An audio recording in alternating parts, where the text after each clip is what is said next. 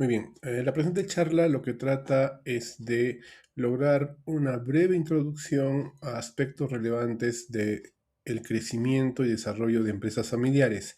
Entiéndase, emprendimientos que nacen como micro o muy pequeñas empresas y analizar un poco la problemática que van sufriendo conforme van creciendo o se van desarrollando. El, el objetivo es que al final se tome conciencia de que al inicio del negocio o del emprendimiento hay mucha flexibilidad, ¿no? Pero conforme va creciendo la empresa, va aumentando sus ventas, su mercado, las complejidades se originan sobre todo por la falta de un manejo más técnico, más, digamos, metódico de los diferentes aspectos de la empresa. Entonces, veamos brevemente este tema. La idea de negocio. La idea de negocio, es decir, cuando uno quiere empezar un- una actividad empresarial, ¿de dónde proviene la idea de el negocio o la empresa que uno quiere poner? Normalmente va a venir de experiencias previas, ¿no? O trabajos anteriores. Por ejemplo, si de joven uno ha trabajado como vendedor o como, ¿no? Digamos, en un taller o como auxiliar, en el futuro podrían esos trabajos anteriores o previos brindarnos la seguridad o la confianza para introducirnos a un negocio propio, ¿no? Porque ya estamos familiarizados con productos, clientes, proveedores, ¿no? Por otro lado, las experiencias previas también, como por ejemplo cuando la familia ha tenido una empresa y uno de niño o ha crecido en esa empresa y ha conocido desde adentro, ¿no? Porque ha sido parte de su desarrollo familiar, ¿no? Típicamente dentro de los restaurantes, ¿no? Que están a cargo de los padres, eventualmente los hijos terminan continuando con los negocios, ¿no? Lo mismo pasa con las bodegas o las tiendas de abarrotes. Entonces, por ahí, digamos, cuando uno quiere iniciarse, es importante que tenga un conocimiento previo del negocio en el que va a ingresar. Nunca deberíamos ingresar en un negocio que no conocemos o de los que no tenemos experiencia previa, ¿no? Porque la curva de aprendizaje va a ser más larga y más costosa, ¿no? Ahora, hay otro aspecto que es la inversión, ¿no? ¿Cuánto debemos invertir? ¿Cuánta es la magnitud, ¿no? De la inversión en un negocio o empresa, ¿no? Al inicio es reducida porque uno empieza con pequeños emprendimientos, ya sea de comprar y vender mercancía o de, digamos, abastecer de manera minorista, ¿no? A un mercado. Pero conforme va creciendo, el negocio requiere una mayor inversión. Entonces, el gran problema es que al principio uno invierte pequeñas cantidades de dinero, un capital, digamos, relativamente pequeño, y se enfrenta a una incertidumbre que la puede aceptar. Es decir, uno acepta un riesgo alto porque el monto de la inversión es pequeño, ¿no? O sea, no percibe que valga la pena invertir o gastar dinero en reducir esa incertidumbre, ¿no? Sobre lo que podría pasar, ¿no? Eh, por ejemplo, ¿no? Puedo poner una tienda de abarrotes y si se va mal, pues la cambio y ya no vendo abarrotes, pues la vuelvo librería o ¿no? Vendo juguetes. Entonces, como la inversión es pequeña, ¿no? Siento que fácilmente puedo salir y entrar, ¿no? De diferentes rubros, ¿no? Pero, ¿qué pasa cuando empieza a aumentar el mercado? Es decir, cuando nuestra empresa empieza a crecer. Entonces, nuestro compromiso de inversión ya no es pequeño, ¿no? Entonces, ya estamos teniendo inventarios más grandes, de repente mobiliario, maquinaria, y ya moverse, salir de ese rubro a otro, ya no es tan fácil por la magnitud de la inversión, ¿no? Entonces, al principio sí hay mucha flexibilidad, pero luego ya no, ¿no? Igual, al principio tú aceptas el riesgo de perder tu capital porque es un capital relativamente pequeño, pero conforme aumenta el capital, pues el riesgo también se vuelve más alto y es cuando ya no debemos aceptar la incertidumbre, sino que debemos invertir para reducir esa incertidumbre, ese desconocimiento sobre lo que puede pasar con la empresa, ¿no? Es decir, tenemos que invertir dinero para conocer mejor a nuestro cliente, nuestro mercado y la posibilidad de seguir creciendo, ¿no? Como empresa, ¿no? ¿Por qué? Porque ya no estamos manejando una inversión pequeña, sino una inversión grande que ya no amerita que nosotros aceptemos el riesgo y la incertidumbre de manera indiferente, ¿no? Porque lo que está en juego es una inversión mucho mayor, ¿no? Entonces, bien, fíjense en los cambios, ¿no? Que van experimentando las empresas. Por otro lado, también está cómo organizar el trabajo, ¿no? Muchas veces las empresas empiezan como empresas familiares, ¿no? En la propia casa, o sea, se comparte el hogar con la empresa, los trabajadores son los integrantes de la familia y, digamos, al inicio la organización del negocio, digamos, arrastra la organización familiar, ¿no? Entonces, donde los padres, ya sea papá o mamá, siendo los líderes o siendo las cabezas, ¿no? De la familia, se vuelven las cabezas también del negocio. Sin embargo, cuando la empresa empiece a crecer y empiece a tener otra complejidad, entonces ya no va a ser suficiente esa estructura familiar, sino que deberían haber ya normas, ¿no? Para establecer las responsabilidades y el trabajo más ordenado, ¿no? En el negocio, ¿no? Cosa que no se da en la familia, ¿no? En la familia verbalmente se pueden comunicar las cosas, hay compromisos emocionales, hay vínculos, ¿no? Y en la empresa muchas veces esos vínculos no aseguran que un trabajo se haga de manera adecuada. Por lo tanto, ahí lo que se tiene que crear son protocolos, ¿no? Que son las normas, se redactan las normas para establecer funciones, responsabilidades de cada integrante de la familia, entendiendo que el negocio, por lo menos al inicio, es familiar, ¿no? Ya cuando va creciendo la empresa, ya hay que establecer otros instrumentos como manuales de organización y funciones, procedimientos, ¿no? Pero eso ya requiere, digamos, conocimiento más técnico de esas herramientas, ¿no? Otro aspecto también en la administración de la empresa es el liderazgo, es decir, em, a veces no se tiene claro, ¿no? Digamos, quién está al mando, quién es el que tiene el timón, ¿no? Del negocio, ¿no? Sobre todo cuando la pareja, o sea, papá y mamá, para decirlo así, ¿no? Ambos toman decisiones en la empresa, ¿no? Entonces, en algún momento, el esposo tomará decisiones, ¿no? Y en otro momento la esposa tomará decisiones y a veces va a empezar a haber conflicto, ¿no? Va a haber contradicciones, ¿no? Y los afectados van a ser, pues, los trabajadores, los clientes, ¿no? Porque, digamos, se está rompiendo un principio en administración que es la unidad de mando, ¿no? Solo puede haber un jefe, no pueden haber dos, ¿no? Y normalmente ese jefe es la persona que el grupo familiar, asumiendo que es una empresa familiar, ¿no? Elija por el respeto y, digamos, las capacidades que le reconocen, ¿no? Para organizar, para hacer bien, digamos, el trabajo, ¿no? Entonces hay que establecer bien quién va, ¿no? A liderar, ¿no?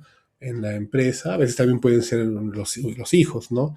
De hecho, los hijos estudiantes, ¿no? Sobre todo si son de administración, deberían volverse un factor de cambio en las empresas y aplicar sus conocimientos, ¿no? Y volverse líderes, ¿no? En su propia empresa familiar, ¿no? Si fuera el caso, ¿no? Y la idea de establecer el liderazgo es evitar que entre los integrantes, sobre todo en la pareja, ¿no? Familiar, empiecen a haber rivalidades, conflictos y afecten la operatividad de la empresa, ¿no? Otro aspecto es el mercado de la empresa, ¿no?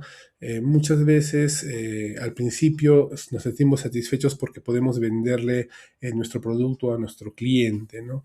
Pero conforme nuestra empresa crezca, ¿no? Es decir, nuestras ventas aumenten y con ello nuestro almacén, nuestro inventario, ¿no? nosotros vamos a necesitar colocar a más clientes, ¿no? O a diferentes tipos de clientes. Vamos a tener que de repente elegir no solo el producto, sino diversificar los productos con los que trabajamos. Es decir, la idea es que yo conozca mi mercado, o sea, a mis clientes, para saber cómo atender mejor sus necesidades, con qué productos o servicios, en qué tiempos, ¿no?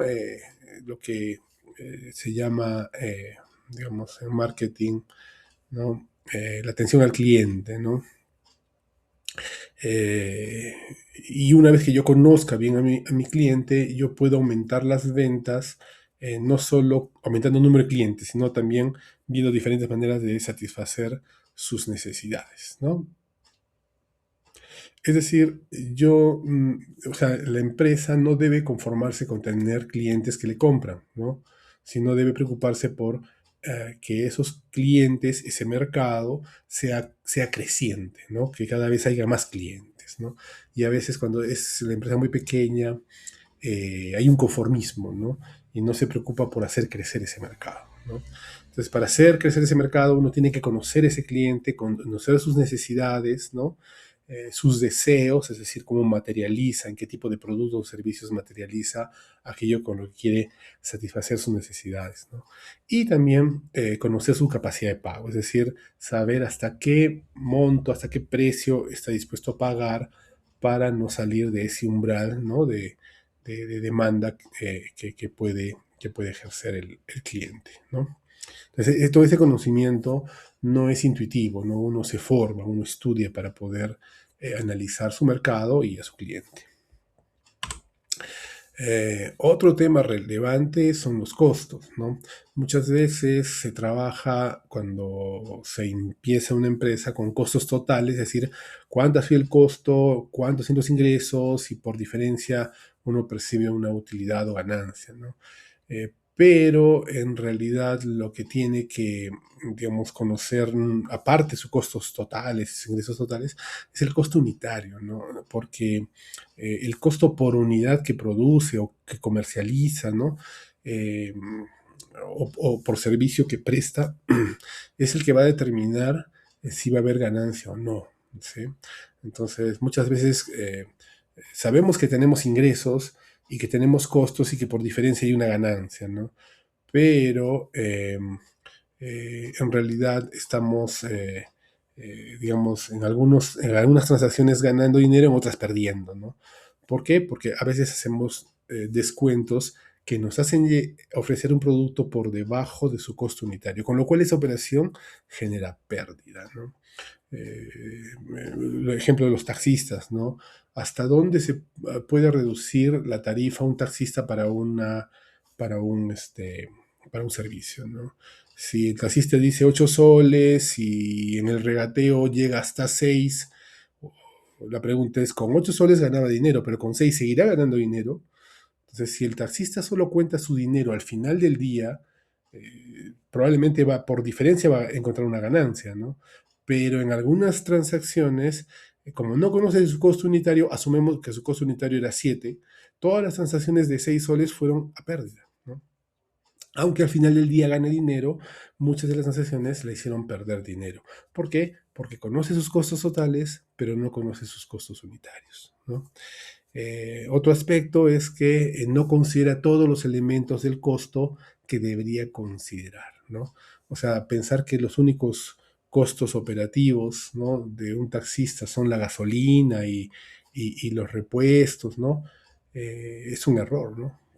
Porque está pasando por alto la mano de obra, o sea, su propia remuneración de sus horas, ¿no? Y es muy común ver ese error, ¿no? Igual, si yo tengo un negocio en mi propia vivienda, ¿no?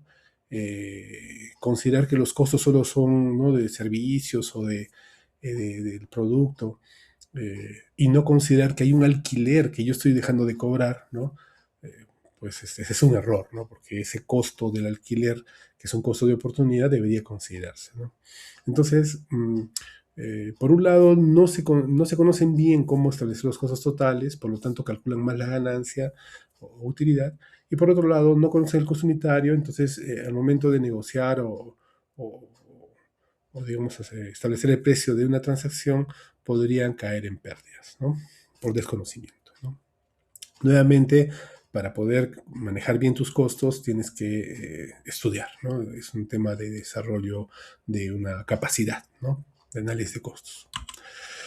Otro aspecto importante son las finanzas, es decir, cómo se va a financiar, ¿no? La empresa, ¿no? Al inicio uno puede tener un capital propio, ¿no? Uno puede ser reacio a prestarse de una institución financiera, ¿no? Por los intereses que tiene que pagar, ¿no? Y eso limita el crecimiento de la empresa, ¿no? Es decir, un préstamo, un financiamiento externo, no es que sea malo por sí mismo, ¿no? Tiene un costo, que es el interés que debes pagar, ¿no? Pero permite acceder a inversiones que permiten que la empresa crezca, ¿no? Es a lo que se le llama el apalancamiento, ¿no? Es el financiamiento que la empresa va a tener, ¿no? A través de un tercero para poder, digamos, aumentar su operatividad, ¿no?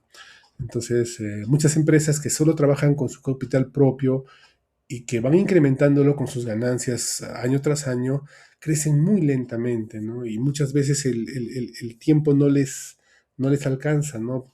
Porque otras empresas crecen más rápido, porque optan por financiamiento externo, pero digamos, cuando es adecuado, ¿no? Cuando el préstamo va a ser para una inversión rentable, es decir, una inversión que le va a dar la ganancia suficiente para pagar el préstamo, los intereses y aún tener eh, rentabilidad. Entonces, analizar la forma de financiar cuánto de capital propio y cuánto de préstamo usar financiando la empresa y qué cosas debemos financiar con préstamo y qué cosas no, también es un tema de conocimientos técnicos, ¿no? Que uno tiene que desarrollar, ¿no? O sea, no es intuitivo eso, ¿no? Entonces, como conclusiones, tenemos que la idea de negocio del emprendimiento o la microempresa que quieras, digamos, desarrollar, debe partir de un conocimiento previo, ¿no? Un conocimiento previo. No deberías entrar a un negocio donde no has tenido experiencias o conocimientos previos, porque la probabilidad de fracaso es mucho más alta, ¿no? Tienes que tener en cuenta que al principio la inversión, al ser pequeña, no te va a exigir, al menos psicológicamente no vas a sentir la necesidad de invertir dinero para reducir tu incertidumbre, tu desconocimiento, ¿no? Pero conforme la inversión vaya creciendo el negocio, sí tienes que empezar a gastar dinero para conocer mejor tu mercado, tu cliente, tu cadena de suministro, ¿no? Etcétera. Entonces, por decirles, ¿no? Si ustedes compran, no sé, envases, ¿no? Y los hacen de manera local, pero tu empresa empieza a crecer, de repente tienes que hacer algunos viajes, ¿no? Y algunas ferias para conocer otros tipos de envases que pueden ser no solo más económicos, sino de mejor calidad, ¿no? Entonces, ya hay que invertir un poco para que tu inversión, que cada vez es mayor, digamos, sea más rentable, corre menos riesgo, ¿no? de fracasar, ¿no? Igual con los sondeos o estudios de mercado que tengas que hacer si quieres desarrollar tu producto o tu mercado, ¿no? El otro tema son la administración de la empresa. Normalmente la empresa o es individual o es familiar y la organización del trabajo al principio no es difícil, ¿no? Porque son pocos elementos que tenemos que manejar. Pero con el tiempo se va a complicando porque hay mayor inversión, mayor infraestructura, mayor inventario, mayores clientes, ¿no? Más trabajadores. Entonces ya tenemos que establecer formas de organizar de manera más técnica, ¿no? Igual hay que establecer un liderazgo, ya va a depender del estilo de cada, ¿no? De cada empresa o cada familia, si es una empresa familiar, pero hay que establecer un liderazgo, es decir, una persona que esté al mando y que pueda dirigir la empresa y que no haya dos o tres jefes al mismo tiempo, ¿no? Eh, el otro tema es el mercado, hay que conocer a tu cliente y conocerlo quiere decir entender cómo compra, cómo, digamos, toma decisiones, ¿no? En qué qué necesidades tiene y qué productos tú le puedes vender, ¿no? Para que satisfaga esas necesidades, ¿no? Qué capacidad de pago, ¿no? Tiene para poder acceder a tu producto, ¿no? de tal manera que le puedas vender no solo más cantidad, sino más variedad de tus productos, ¿no? Eh, Obviamente también hay que estudiar para eso, ¿no? Eso no es intuitivo, simplemente es una capacidad que se desarrolla, una capacidad empresarial, ¿no? El otro tema son los costos, ¿no? Ya dijimos, los costos totales no son un buen criterio para establecer la rentabilidad, ¿no? Sino los costos unitarios, ¿no? Y el otro elemento, pues, es que a veces no conocemos bien qué componentes deberían estar en nuestro costo total, por lo tanto digamos, lo subestimamos y tenemos la percepción de tener ganancias cuando a veces no son tantas, ¿no? O a veces ni siquiera estamos ganando dinero, ¿no? Porque no sabemos calcular nuestros costos y nuestro costo unitario. Y finalmente, ¿cómo debe financiar la empresa? Si es con tu propio capital o deberías prestarte dinero del sistema financiero, ¿no? ¿Cuándo es adecuado financiarte solo con tu capital y cuándo es adecuado financiarte también con el sistema financiero? Pues es un tema de presupuestos de capital, ¿no?